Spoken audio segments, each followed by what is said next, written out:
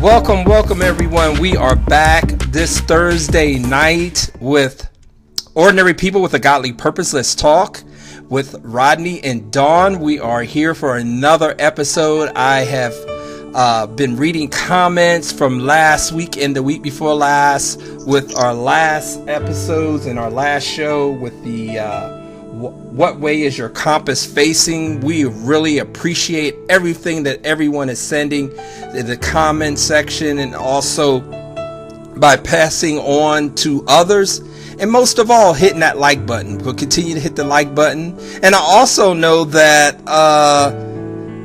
we've been getting a lot of feedback on the new intro. Thank you so much. I see that everybody's liking the new intro. So we're going to start something really new probably in August. Dawn and I. Hey, Dawn. Oh, by the way, Dawn is here tonight. So Dawn is here tonight. Dawn is here. Yes, I am. I'm here. What's up? What's up? What's up? What's up? What's up? Rodney Jacobs. What is up? You know, we got to clown once in a while. You got to clown. You got to keep it real. You know what? If you do not laugh, you'll live a constipated life. Oh, dang, not constipated. Okay. Yeah, all right. That's not good. It's just stuffed up, and it's just you don't feel good when you're not clear. So good laughter is therapeutic. Okay, therapy. Okay, all right. Y'all hear that? She said yes. You don't want to be constipate yourself. It's not. You got to get some laughter. See, I'm not a type of person like to laugh a whole lot. I don't like comedy. I don't. Yes, Dawn, I don't like comedy. I just feel the comedy sometimes is funny. Agree with you. All right. I'm not saying that you're this bubbly person that's always hee hee ha ha, but you do laugh. Okay. All right. You laughing now. So yep. You got it. You got me. My hands are up. My hands are up. You don't have to be all bubbly and you know, Shirley Temple type of deal, but you do laugh, and that's important. Yeah, So it's in pockets. It's not always like right. Like I said, you're skipping all day long, and that's okay. It's different ways that we can be bubbly as long as you have laughter in your belly and you show that to your audience periodically. You know, we have to do that a lot. We got to make sure we we always try to check in once in a while, or self-check in once in a while, to make sure that we're still on an even kill. So, and that's what we're going to go into tonight. But before we talk about that self-check-in, I love it. You laughing? We're going to have some new episodes coming up. I want to thank everybody for listening to the Word of the Week. We appreciate you all. Yes, we do. We went from 35 subscribers to close to 50 subscribers and over 2,000 listeners. So we just want to keep that number going.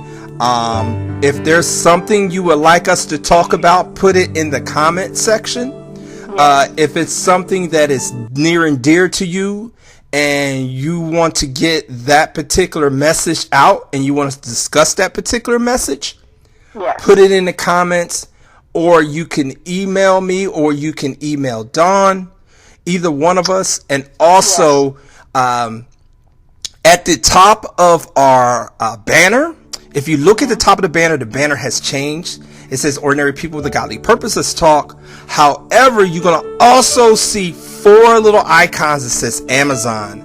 You can click on those and buy our books. Woohoo! Yes, you can. And Rodney, I just want to say too that not only do we appreciate people chiming in and giving us the feedback or what have you, but we also know that we're not into the numbers per se. We want the quality.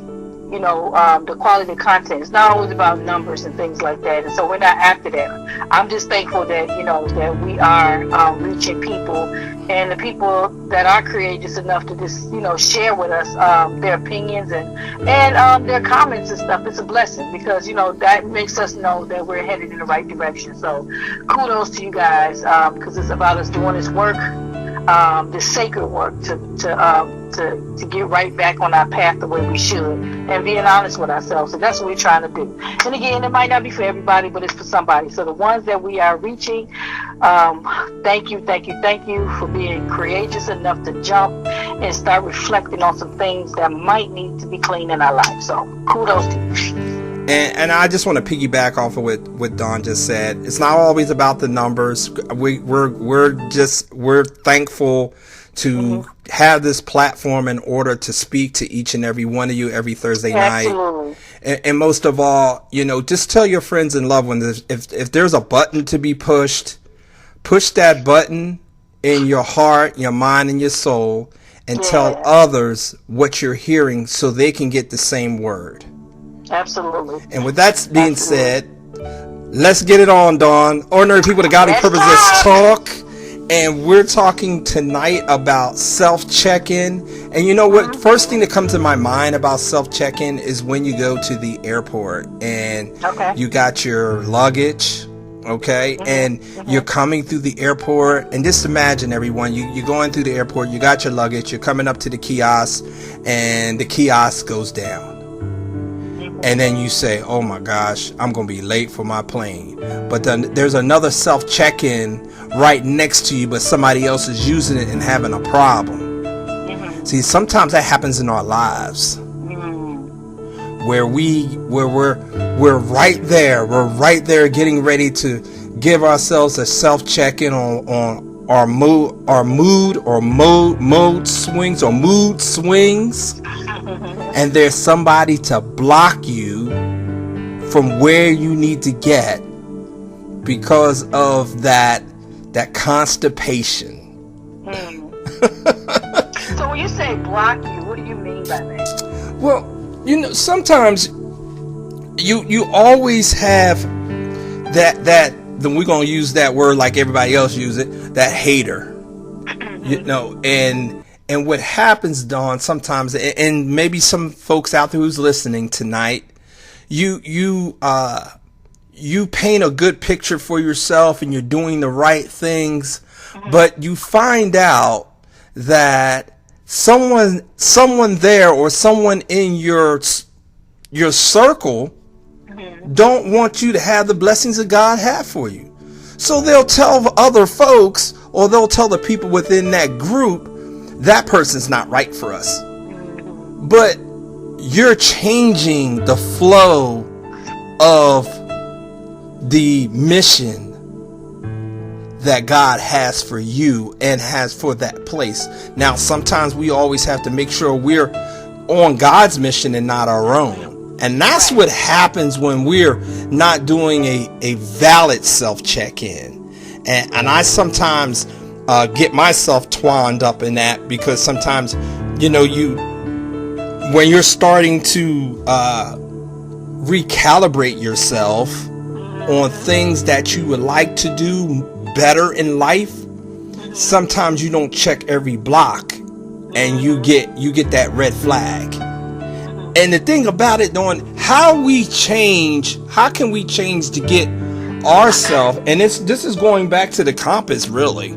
How do we change ourselves from going in a bad direction and making sure we step back in order to self-check all the blocks? So, let me say this. One thing that I recognize is that when we always hear the enemy come to kill, steal, and destroy, and we seemingly, and it's subtly, because we don't even realize we're doing it, we talk about it like it's one singular thing that he's doing. And it's not one singular thing, because he's on 3 different missions. He wants to kill, he wants to steal, and he wants to destroy. And what happens is when we go through turbulence in our life, or inclement weather in our life, and we come out of it, we say, oh, thank you, we survived. But sometimes the enemy could have stole your joy, he could have killed your joy, or he could have destroyed your joy. That's what bitterness and all these other things. So we might have made it out physically, but it's some parts of us that were stolen. And instead of us getting it back, we travel through life limping unnecessarily, because we think because we still are breathing that we're whole. And so when you keep doing that through all of the weather that we go through, you start losing different things. And this is how bitterness comes through. This is how insecurity comes through. This is how all these things that's against us start wearing on us. And then we're wearing these garments that was never made for us. And so now we either get in relationship with people that that sign up for a job that they don't even know they signed up for, or we start questioning ourselves. Remember, I told you last time about that balance. Right. About Exactly. When we start balancing ourselves or whatever else, you're supposed to reflect, and then you're also supposed to empower yourself. But when you do too much of anything, it's a sin kind of, you know what I mean? Because Right. if I do too much self-reflection, I'll do it so much that I'll start critiquing myself in a warped way, and I'll start beating myself up instead of reflecting on the things that I might need to change. Same thing with empowerment. When you can empower yourself so much to the point your ego will start leading, and you will start, because they mirror each other to some degree when you don't look at it correctly, and it'll make you feel like empowerment is you building yourself up, but also you building your ego. You're not building yourself up, because empowerment, when it's done correctly, you still will walk in a humble way. And so when you do too much of either or, it can work against us. So moving out of the things that we've been through in our life, we never think about the things that we might have been robbed from the enemy of the weather.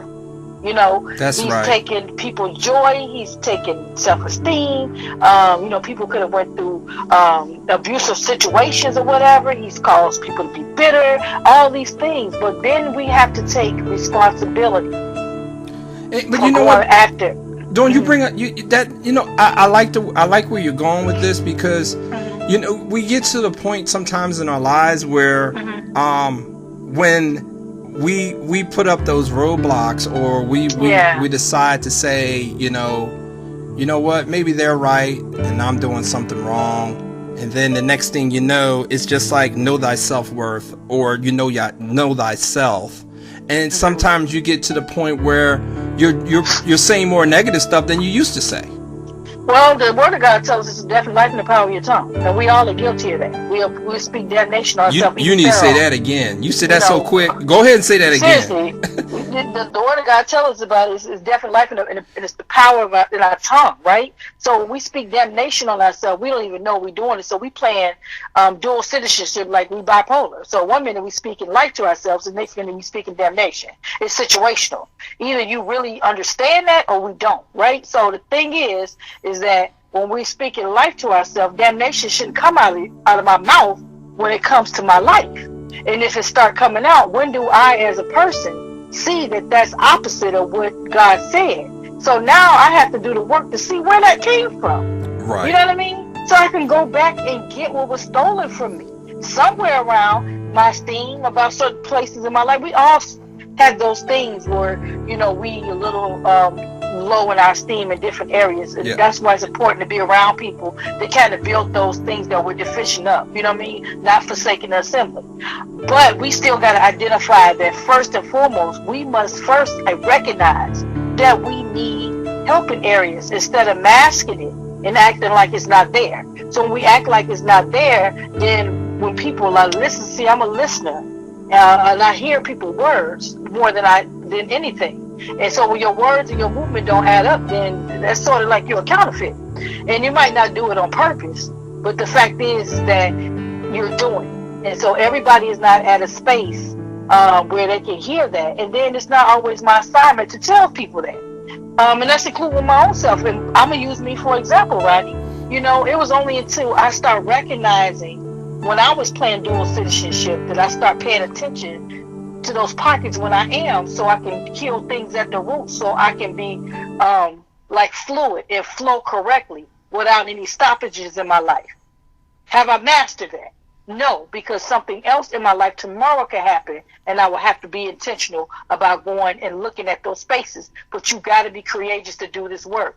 And a lot of us on earth, in this world right now, wants to look like something because we're more concerned about what people are saying than actually being. And that means that me being healthy means I have to take some ownership of what I left or what I allowed, the allowances I made in my life for any enemy that comes taking from me.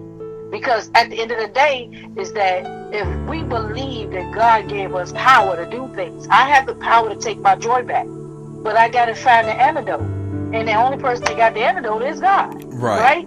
And so the thing is, you want to be around people that have the antidote too. So when I'm not speaking correctly, they can give me the vaccination or the antidote that I need so I can start speaking ready. That means you need people around you to hold you accountable, not to appease your ego to make you feel good. Because a lot of times people get around a certain group of people to stroke their ego, and if you all are doing it in different pockets, you remain secretly sick.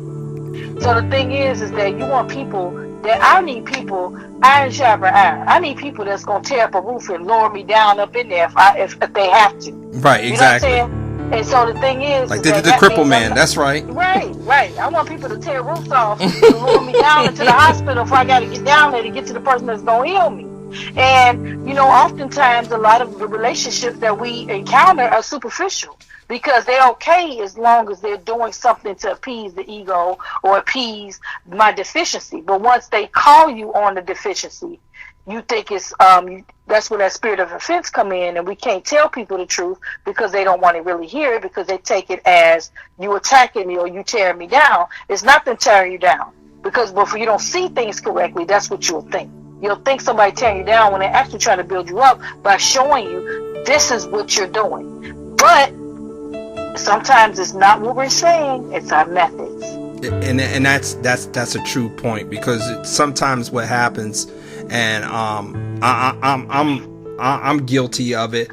In the past, I would go to different functions, or people ask me out to to speak and stuff like that, and I just do it pro bono. And I got to the point where I'm doing all this pro bono stuff, but God didn't say don't go out there and get what is due for you.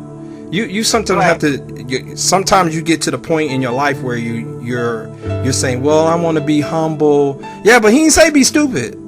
So this is the thing. This is when we have to rightly divide what God is saying to us, so we won't have those mishaps. And it happens to the best of us, because our plight is to just be to serve God, to be good people, to love His people and stuff. In spite of that is our plight, And so until we start growing in God and understanding what He meant by the things that He required of us, we tend to go renegade, and it's all emotional. We just want to be. We want to be joyful. We want to be happy. We want to give people the blessings of God and show them the God in us or whatever else. Right, exactly. And in turn, when you do that, everybody was in our assignment, and everything that we had to give, that wasn't what God wanted us to put our hands on. I like when you said that. When you said everyone is not our assignment. And sometimes we get caught up in thinking everybody's our assignment. And that's what that self-check-in comes in. So you remember when we talked about a couple of shows, we was talking about how if we don't keep the gift of us under the umbrella of God, then we're not protected when we come from out of there. So that means that gift is without repentance. And so that gift will keep resonating every time there's a need around. Especially when you're nurturing, you're a giver. As soon as you hear, there's something in your belly, your spirit said, oh, let me help. But that don't mean that God told us to touch it. Right. And that means that I got a breach in my relationship because I'm not always obeying Him when He tells me and leads me to do what I should and should not do. Because now I got to remember, now I got to reflect right now to see why am I touching things that I didn't get God's consent on. Mm-hmm. You know what I mean? I got my emotions consented on that. And so we never make decisions based on how we feel, but what we know. And what we do know is that if I don't keep my gifting under subject with God, then things can happen. You know what I'm saying? And when that can happen, when things happen and everything else, we can mess ourselves up. You know what I'm saying? Right. And things that happen like that don't always pay off, because you end up starting to doubt yourself. Hopefully we'll get Dawn back here in a few minutes. She's having a little bit of technical difficulty right now. I'm here. But she's back. She's back. Yes. So, when we have those times where we start to doubt our talent, and then the next thing we know, we're continuously doing it, and then we have to have others to reel us back in. And I've been reeled back in a couple times by you. But you know what? Especially early mornings. Yes. Let me say this. When you say like reel yourself back in, there's a difference between somebody actually reeling you back in a safe and and healthy way. Right. And somebody That safe house. attacking you because they, you know what I'm saying, or they're coming at you in the wrong way. Again, it's the methods. Sometimes, when their delivery is everything, right? So I can be a mail carrier, and I can carry the mail and deliver it all over my neighborhood. But if I get the address wrong, because your audience is different, so the same approach that I took with you, I might not be able to take with someone else. I was just talking about that today. Right? You need to know your audience, and so go ahead, talk about it. You don't get to tell people what they should and should not take. Because see, that's not fair. Because what bothers you might not bother me, and vice versa. That don't mean that I'm wrong. That just means that bothers me, and that needs to be respected. So if your tone is bothering me, or whatever, and you want to get your message across, or your mail in my mailbox, the only way my mailbox is going to open is if your tone changed where I can receive it. You know what I mean? Or even if it's strong, because the thing is, you still can be stern, but you do not get a right to demean me. You know what I mean? And it's so funny that the same food or mail that we will give someone else, we'll cook food and give it to people. And That's then right. we don't want to eat the same food that we gave to others. So you cook it, you want me to eat it, but you won't eat your own food. That's right. And that's when you get to the point where you say, you used to hear that old saying, mailbox is full. Yeah. On your or email. just a plate. We always should make a plate or a table conducive enough for people to eat from. Nobody would eat from a dirty table, right? And That's nobody right. would eat nasty food. So the thing is, if I want you to eat from me, then I have to make sure that my table is plush and beautiful, is set correctly, or whatever, to the best of my ability, and the food is delicious and tasteful. Otherwise, why would I ask you to do that when I would do that myself? And so often, people don't think that deep. They just do it, say, "But I'm keeping it real." No, you're gonna keep it real broke, because when you're gonna be broke in your relationships, and you're gonna be broke with your person, with yourself. And this is how the enemy trick people. He'll make you think, because the thing is, the enemy can bless you. He has some power in this earth. He just don't have all power. I was getting ready to ask you about that poison fruit. Yeah, but see, the thing is, so he can bless you with a house. We can bless you with things or whatever else and stuff, and we'll say, because that's something we wanted. Oh, it was from God. But when it's really from God or whatever else, you'll know. And you'll stay humble when God blesses us with things, even people in our lives. We won't take that for granted, because when you take things for granted, when he snatched the grace away from you, you know what I mean? Then you're mad at God because you don't have it anymore. But when I gave it to you, you mismanage it. You know what I mean? How many people really got loyal, reliable people in their corner? I mean, for real, that will sit in the hospital with you. That will wipe your mouth. I'm talking about friends and things like that. How many people that will really do that? Well, you can't really say that because you ain't in that situation. But oftentimes we see people that either end up in a accident or something like that. They end up paraplegic, and all the people that were there, or when somebody died, they'll be there for you for a little bit. Then they go about their merry way. But when God bless you to have people in your corner that really want to see you win, and you mismanage that, then it will be a day that you will have to reckon what you put on the ground. And I like I said before, and I've said this on the show a couple of times, that I love movies. And you know what you're talking about, I don't know if you've seen it or not, but it's a movie out there. It's Wonder Woman 84, and the guy Max Lord. You the Marvel guy. I don't watch that stuff. Yeah. But you know what? It has some relevance to what we're talking about, because they had this thing called the Wishing Stone. It was called the Monkey's Paw, and everything you wish from it, the guy would grant you your wishes, but he would take some talents from you. Mm-hmm. And it was an underlining cost that you couldn't see, because you was emotional driven, exactly. And so your appetite driven, your compass was wrong. Exactly. So now you kind of prostituted yourself out, and now you lost some substance. Exactly. And you know what? This all plays a part, and the backdrop of this from that movie it's really, really unique because of this. Because what happens is Wonder Woman ended up losing her power because she wanted her boyfriend, who was dead for many years, back. Mm-hmm. So when she got him back, she started to lose her powers. Mm-hmm. But you know what? When you say lose your power, right there, it just something just clicked in my head, in my spirit rather. So this is how we lose our power when we, because all of us should be, every day when I wake up, I'm on a healing escapade. You know what I mean? Because That's it's that power. to me that I don't even know that I need to be healed from. So I'm always in that mode. Right. The funny thing about that is that how we relinquish our power to people, because when we don't make it comfortable for people to either get to know us or because see, I'm the type of person like this. I don't make it hard for people, but I don't make it easy, because everybody don't deserve right in my front row. But sometimes people think that they're supposed to have it just because it's them and because that's how everybody else do. But the thing is that, and that's another show that we might need to talk about, about being mentors, right? Because the thing is that we don't. It's see needed a lot now, of Dawn. mentors. It's needed now. Right, but we don't see a lot of mentors in the earth. We see a lot of people that's talking to people, but not mentoring means that I'm going to stay with you. I'm going to check on you, not you wait for me to call you. If I could do that, and I was like, if I could do that, and I was in the space to do that, why would I need you to mentor me? You know what I mean? Or whatever. But the thing is that we want everything given to us with a bow for you being a service to other people. And so when it's not like that, then we come up with these cliches where they don't want it enough. That's not true, because I'm a life coach, right?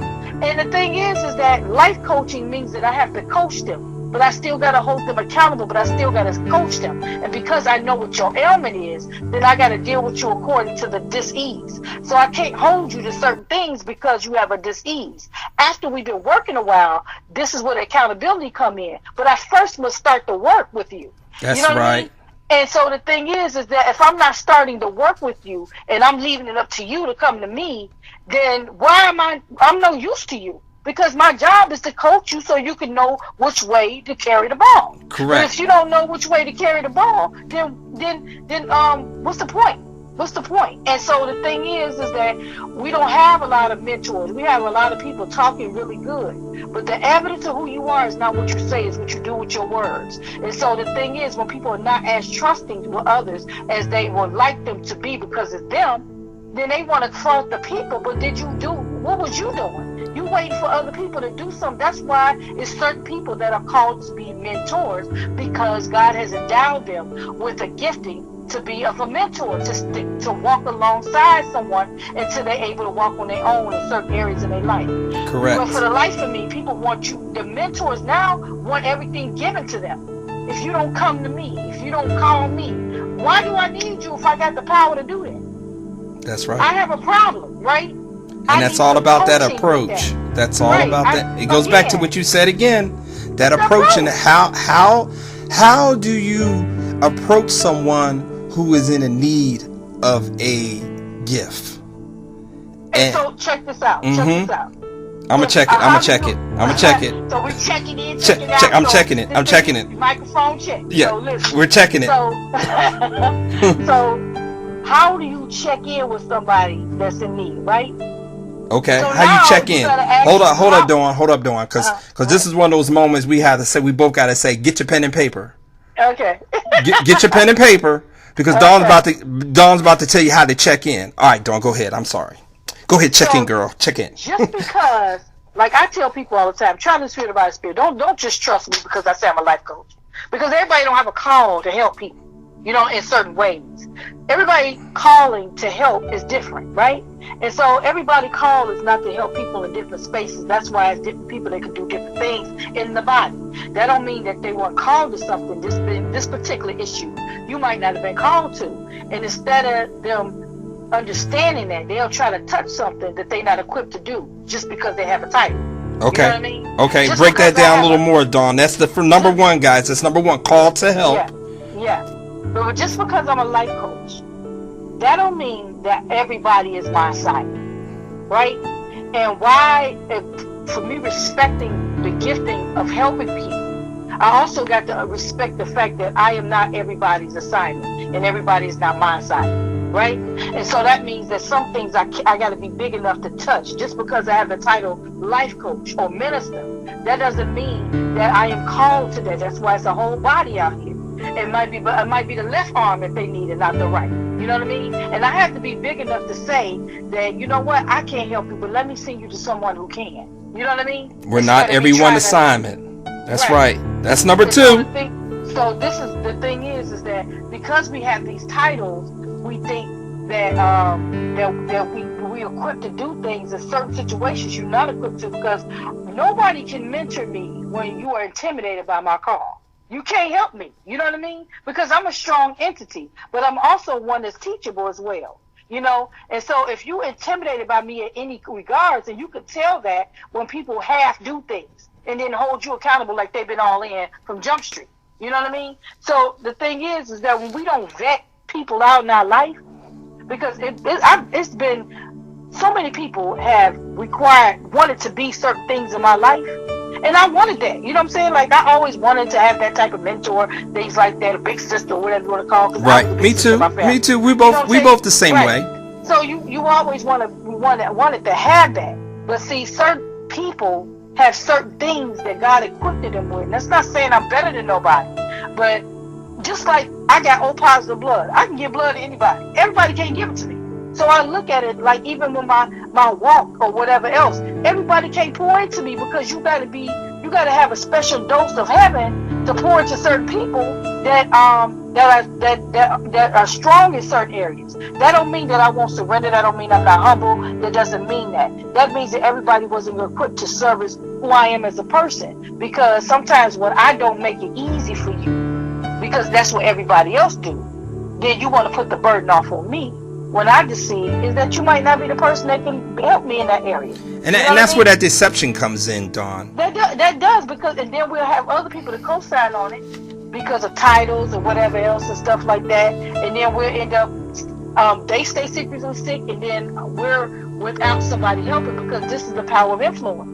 When people co-sign on somebody saying something, and people start following that same narrative, and that hurt people. You damage people. That's why I just understand that, first of all, if I touch something that don't belong to me, and that God didn't call me to be, it's not only gonna hurt that person, but it's gonna deplete something in me too.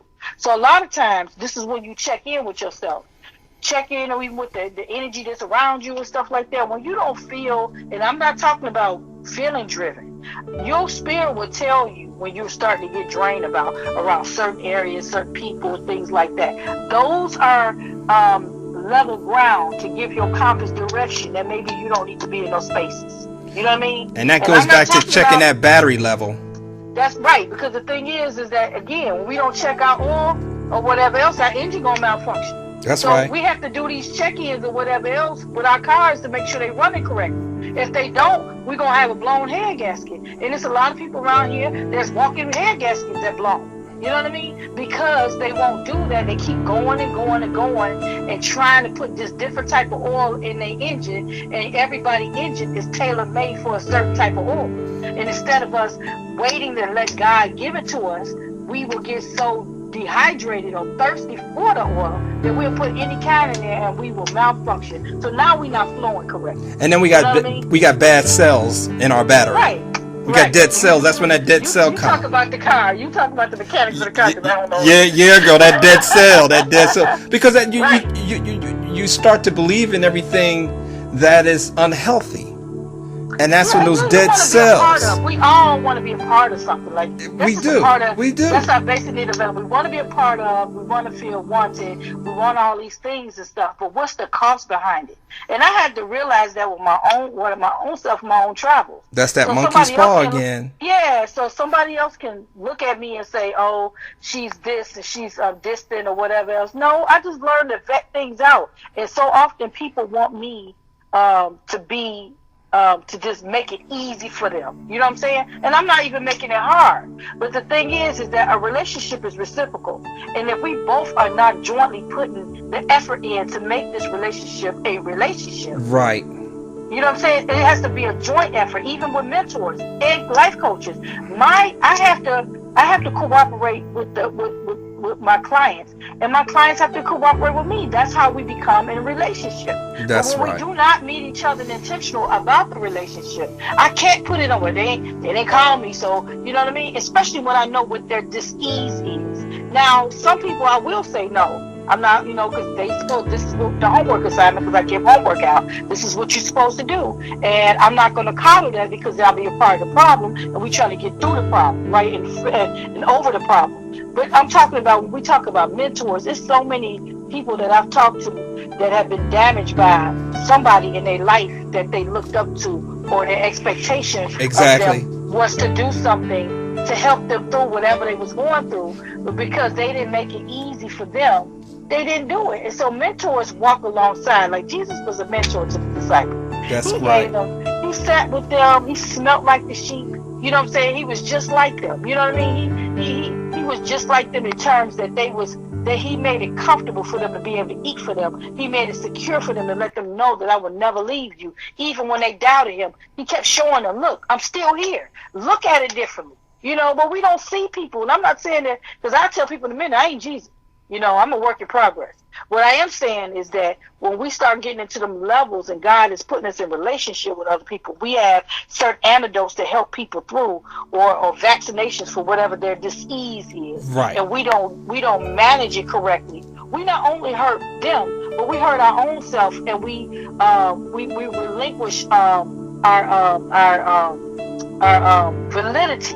Or we put our name on the line or whatever else, and it's not the fact that God didn't always equip us with these giftings. It's just that we'll get so title hungry that we'll start begin to feel like we're above everything. And this work is sacred. That means sacred means that you cannot mishandle people or the things that go on with the people. You just can't do that. Yeah, and when we start doing that, we start manipulating their trust. And when we manipulating their trust, right? And when we start doing that, it doesn't get better, Dawn. It doesn't get better, because once you start manipulating the people's trust, then we put up the other word, that other D word, that deception. Yeah. And that brings me back to many years ago. You probably remember it, about Jim Jones, where he had all those parishioners drink the cyanide juice, but the children knew that it was poison. But the parents didn't, and the kids fought to, but that's that deception again. Right, but again, when I think right, I feel good, and when I feel good, I think right. And when we're not looking at things correctly, or what have you, that's why God made us as human beings. We're the only living being that will figuratively wither away without human connection. Right. That's that blind following, not blind faith. It's a difference. But the thing is, when you don't understand faith, then you will follow things that's not faith, but it mirrors faith. You know what I mean? All right, you got to dig into that. You got to dig into that, girl, because you just said a mouthful. Well, we have a lot of things that mirror each other. You know what I mean? Like words that mirror each other. They're not the same thing. Let me use a word, for example. Like mind and mind. Yeah, mind and mind, but no, I'm talking about like that's a mirror now. You might say the wrong thing to somebody. You say that's mine. No, that's not mine, and then you'll blow yourself up. True. But then we're talking about, let's say, reflection and ego. They mirror each other. Okay. Right? Okay. Okay. They kind of mirror each other, because you're giving us a grammar lesson. Yeah, so they mirror each other, or let's say self-empowerment and what's the other word for self-empowerment? Ego. Those are two that mirror each other, right? So they mirror each other. So it looks like I start off empowering myself. Mm-hmm. I was giving you words that sounded like. and mirror, and every day looking in the mirror and encouraging myself or what have you. But then we start getting to the point that when we start doing that, we have this warped confidence, because now we got other people seeing that, she's empowering herself, right? And we don't keep humility in the mix too, because we got to keep it in the mix. So we don't keep humility in the mix. Then when more people start seeing my confidence begins to be ego and not confidence. It's ego driven. Yes, right. That's right. It becomes conceited. Conceited and confidence mirror each other. That's right. So the thing is that they don't sound alike. They mirror. It's a difference she's talking about, because we have to understand that. Because what I was talking about was words that were the same, but Dawn's talking about things that are mirroring. So it's a little different. Mirroring each other. So right. It looks like it, but it's distorted. It's totally different. That's right. But when you don't understand the definition of words, you cannot execute them correctly. Like, until we understand the love of Christ, we cannot know how to love other people. Because loving other people, that don't mean that you won't always like them. You know what I'm saying? That don't mean I might go like your behavior, but I still love you enough to do right by you, regardless of what your behavior is, when it matters. It comes back to that approach. The approach, you know what I'm saying? And so when you know your audience, one person I could say this to without a chaser. The other person, I might have to code it a little bit. What you know about a chaser? Listen, I know a little bit in my former days, but I gotta get that in there. Because you gotta keep it. You got when you're keeping it real. And once again, it's Ordinary People, the Godly Purpose. Let's talk with Rodney and Dawn. And I had to put a funny in there somewhere, because sometimes we can. You're talking about not laughing. Yeah, right. Right. You had to put a funny in there somewhere, because I mean, this is so real. This is so real, Dawn, what we're talking about right now, and it touched. I mean, it's touching me in a way that I don't always see things, but this mirror thing is unique in its own way. It is, because the thing is that words mirror each other. Confidence and empowerment or ego, they mirror each other. So somebody else that look like, if I don't understand what true confidence is, because true confidence is married to humility. You know what I mean? True confidence is married to humility. Ego is not. True confidence. Ego is married to puffiness. Puffiness. Puff yourself up. Okay. You know what I mean? Inflate. To the point that if I got a needle, I can bust you. You know what I mean? Because now, when somebody deflates you with the truth, then you get upset. That's right. Instead of receiving the information that I could be error. And that's not belittling. That's not belittling. That's not what she's talking about. Again, that's right. But again, when you don't understand things and you have a spirit of offense on you, then you'll get offended immediately instead of taking a constructive criticism, especially when it's coming from somebody that has never been dark to you. But this is what I want to say to the people that have a relationship with God. If somebody has never been dark to you, and they give you a constructive criticism or anything, and they've been good to you or whatever else, they track record say that they are not malicious or nothing like that. Why is it the first place we go to is dark? That ain't got nothing to do with me. That got something to do with your spirit of offense. You know what I mean? If we start dissecting behavior, we'll see that you have a spirit of offense where you could do that. And now you've ruined a whole good relationship, or somebody that you could trust because their track record showed you that they could. Because you was offended. Instead of just taking what they were saying because they were trying to give you some food because they love you and they want you to eat right. They don't want you eating the junk. They want you to eat good food, greens and things like that, so you can flourish, not so you can get diabetes. That's right. We want to do things that are being healthy for the spirit, right, and not unhealthy. And sometimes healthiness requires you to get stung a little bit. You know what I mean? But you will not die. You will get healthy. That sting won't hurt anymore. So the next time you hit that pit stop, you won't get stung because you already know I can watch out for this. But when you don't get stung, then you don't know what to watch out for. So you constantly acting like certain things are not happening, and they are, because you're trying to bypass them. But one day you got to go there. You know what I mean? You do. Because if you don't, you'll become numb. You got to go. Even Jesus had to go there. That's right. He was not of this world, but he was in this world. And that temptation in that desert was a heck of a thing. Listen, even he had to walk in humility and say, listen, he already knew what he had to do. He know all things. That's but still, right. in his humanism, he said, God, listen, take this cup away from me for your will. You know, I really ain't trying to do this, but I know what I got to do. That's right. But I'm going to submit to what you say. And not my will, but your will be done. And then it was finished. You know what I'm saying? But he understood that even with his weak part, that he still walked in humility. And all of his sovereignty, his deity, or what have you. He could have got puffed up. Oh, sure. Even with who he was, he understood the humility he had to come to the Father with. You know what I mean? And that goes back to that self-check-in. And that's true power. That's right. When you know who you are, you can still walk in humility or whatever, because you still be honest with yourself and listen. Even though I know who I am, and even though all the things that I am able to do, I still can't do everything, and I gotta bow down to the one that can. But we can have a balance. and we can have a balance. But I got to be honest with myself, and that's what check-ins is being honest where we are. And being careful about everybody shouldn't be privy of certain things in your life, because everybody capacity can't hold those sacred things and those sensitive things in your life. And it's not because they want to do you wrong. It's just everybody capacity is different. And that's when you go back into that balance. You have to know what it goes back to when you were a child. If you're a baby, you're gonna get Similac. They're not gonna give you table food. Well, my daughter was eating table food before she had teeth. So. You know what?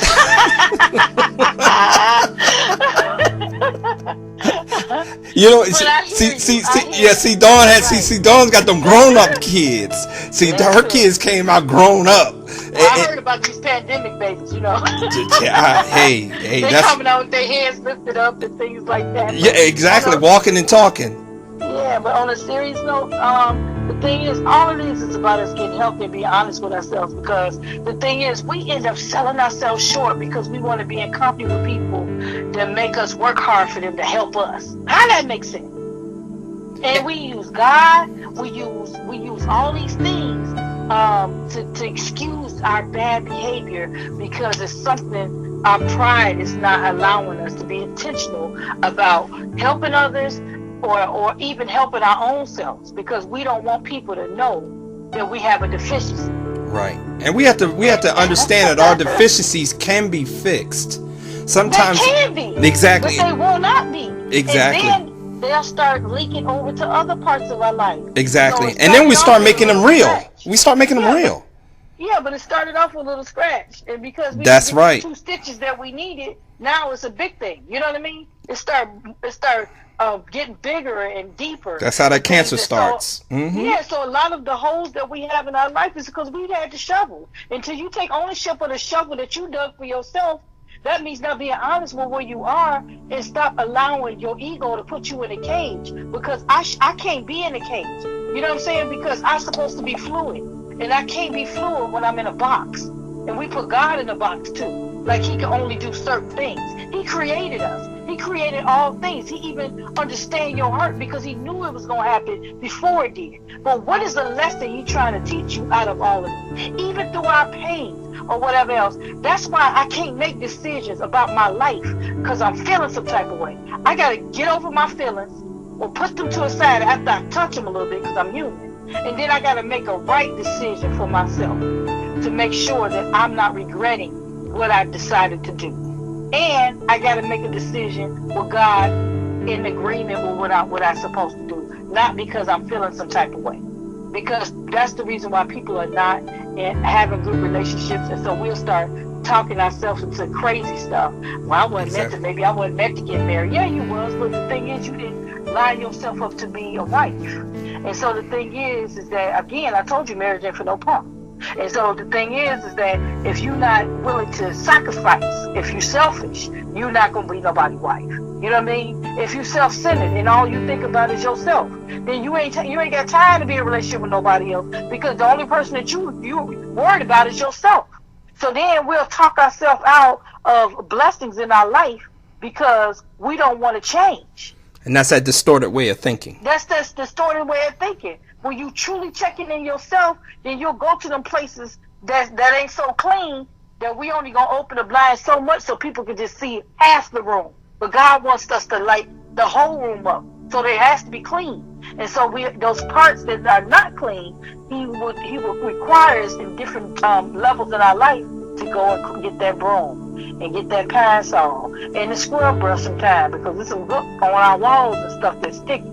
And the washcloth ain't gonna get it off. You know what I mean?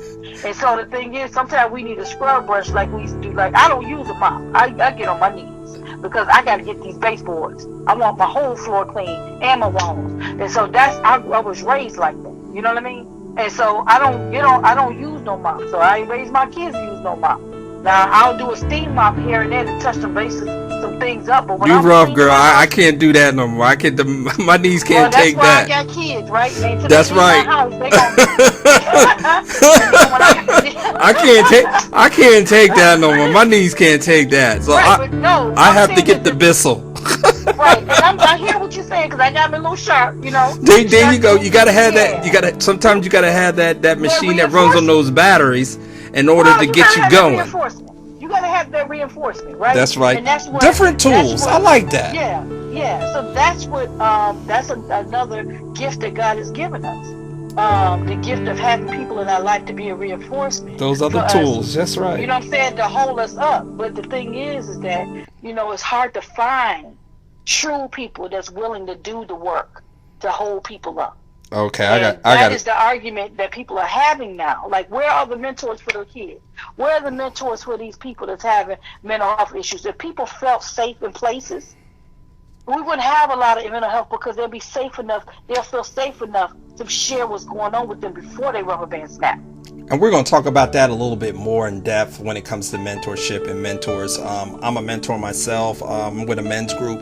And I have to say that between 60 to 75% of men don't always would like to talk about their own issues or their own non-beliefs, if you will, because of ego. And we see that women are more outgoing to speak about different avenues and different particular things that happen in their life versus men. So we're going to get more into that mentor and that mentorship and how we can see different approaches or talk about different approaches that can affect your life and also affect you to be more successful in life. And that's an issue we're having, not just in Afro-Americans, but in the world itself. But just in general. Just in general. Exactly. I mean, for the most part, we live in a world right now is me and mine. Without, you know, it's all about me. And we see it even more now with this pandemic. Right, and I don't have time for nobody else or whatever else. So, you know, one thing I would share with my children about, you know, we just talking about family because we just came back from Virginia. We was hanging out with some family members or whatever. We had a blast. And, you know, when they go to my family in Pennsylvania, whatever, you know, we just always have a blast. And it was like, a lot of their friends don't have that or whatever. And let me tell you something. Family is not a family reunion. It's a duty. Mm-hmm. You should know that if you don't have anybody else, you should be able to lean on your family. You know what I'm saying? And the thing is that you don't have to go outside the house. That's not how God ordained it. That's why he said your first ministry is your family, because everything we need is in the house. We just got to look through the stuff and we got to see that what's in the house is purposeful. But we're not intentional about our relationships that's in our family or whatever else. We'll start going to seek it somewhere else, and you out of order, and we asking God to bless order. You know what I'm saying? That's self-check-in. Like we in order. There you go again. You know what I mean? It's coming right back to that check-in. Check-in thyself. Check-in. You know, so then we asking God to bless things in our lives that are out of order. And until we get in order, that means checking in ourselves and be honest. And look, I'm out here bogus. I am out of order. I can't do that because I cannot give more of myself, the best of myself, to other people outside of what God blessed me with. So no matter if my family is dysfunctional or whatever else and stuff like that, they will never be able to say that I gave more of myself to others outside of them. You know what I'm saying? Because the thing is, God put us together for a reason. And I don't have a right to decide what that reason is. But he did it for a reason. He doesn't make mistakes. And the fact is that my first ministry is my family. And I have to make sure that I'm doing it.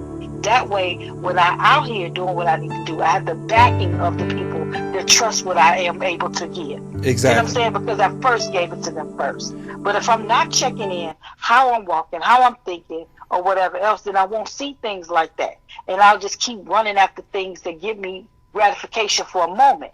And when it doesn't, then I want to throw it away like it's trash. So I'm always moving. And this pay attention to people that's always finding different people to hang out with all the time and not being stable in some sort of relationship. That's because as soon as somebody starts smelling that thing on you, you got to go to the next person that don't hold you accountable. That's right. And we have to, and you know, I'm glad you brought that out about the family. And we have to realize families is a bond, and sometimes we as human beings, because we are flawed, but we're saved by grace, but we have to understand that we can't disrespect the folks that love us.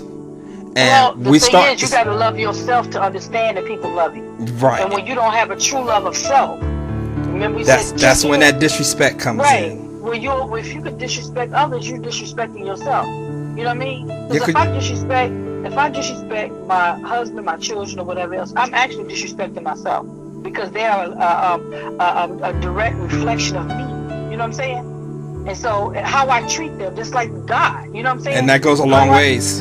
Yeah, it goes a long ways. It says a lot about who I am as a person. Because that's why I watch people. Because if you can do your blood like that, or you can hurt people, and I ain't saying that people ain't, we don't hurt our family members on accident. But when you're intentional about that monster you got on you, and you cut people left and right, you'll start lying to yourself. And that comes to that tongue, Dawn. Here come that yeah. tongue talking about, I wish you were dead, and I wish you this. Yeah, and you know. But I mean, we all guilty of getting into it with our loved ones or whatever else. But it's Exactly. just lines you don't cross. And when you cross those lines, you breach, and you break. You breach that trust. You breach the trust, but you breach the alignment that God had for his. That was the purpose of family. Now we're imbalanced. Now we out of order. You know what I'm saying? Out of order. Until we get that back in order, then you can't ask God to bless you as you were in order. So this is how the subtle the enemy is. Kill, steal, and destroy. You're going back to it. So he'll keep giving us things and making things feel like they are right. And then you'll find people in their latter years, nobody won't even give them a drink of water. You know what I mean? You'll find it. See, we got to reap what we sow. Whatever you put on the ground, you got to get it back. And so we'll be okay for now. And then when it's time for you to get back what you got put off, what you put in the ground, you upset because ain't nobody there for you. But when you was able to be there for somebody else, you wouldn't do it. So now you reaping what you sow, because when you're able to do it and you don't do it, you know you got to get that back one day. And this is how the enemy will trick you. He will make you think. He will make you think that you got time and all that ain't no big deal until you are caught up in something in your life where you're going to need that same grace and that same mercy. And he said, blessed are the merciful, for they shall obtain mercy. I can't ask God to give me mercy and I can't give others mercy. It ain't got nothing to do with I'm not liking you. It got something to do that I'm there when it matters. And it always matters. And we should always try to do the right thing, not only just for our family, but for ourselves. For others, because the thing is, at the end of the day, we are all family, right? We're all family. And the thing is, it's not going to cost me nothing to be kind or be of service to somebody. But when you selfish, you never going to think about nobody else but yourself. And that's all you going to get. And that will run out. Because after a while, you don't realize say it again. Yeah, it's going to run out. Because you don't realize how much your selfishness is robbing you of the meat of your life, that what you could have, the substance in your life, not the superficial things. Because I can go out with my friends and travel and do all these things or whatever else and stuff. But when it matters in the midnight hour, and I can't call nobody and trust them with my secrets, and trust them and keep me in my right standing, or when I'm in a hospital and stuff, and everybody else just said, oh, I'm going to come by and see you, and it's dark in the room, and I'm suffering, and where my family at? You know what I mean? Exactly. But you got some family won't even do that for you. You know what I'm saying? So it's about that selfishness, and when you out of order of the original plan of God, then we can't expect God to put order in our life. And again, I would never talk to anybody and say that I mastered this thing. But it is some things that I have mastered. And I do have some non-negotiables. And I'm constantly being intentional about working on those things in my life. Each and every day. I do not want to miss God or the things that God had in store for me. And then me lie to myself to rationalize why I don't have them. And I'm not talking about material things. I'm talking about things that are lasting. You know what I mean? Exactly. Things that you cannot pay for. You know, people get so caught up in what they want to look rich, they want to have all that stuff. That stuff all gets good. But there's no substance. That stuff can depreciate. That's right. But my connections cannot unless I'm not intentional about cultivating. And that's Ordinary People to Godly Persons. Let's Talk with Rodney and Dawn. And we have come to the end of our show this Thursday. I know we gave you a lot.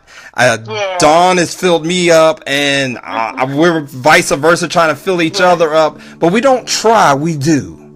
And that's the thing we have to understand and start learning. Stop saying the word try, folks. Just say we're doing it.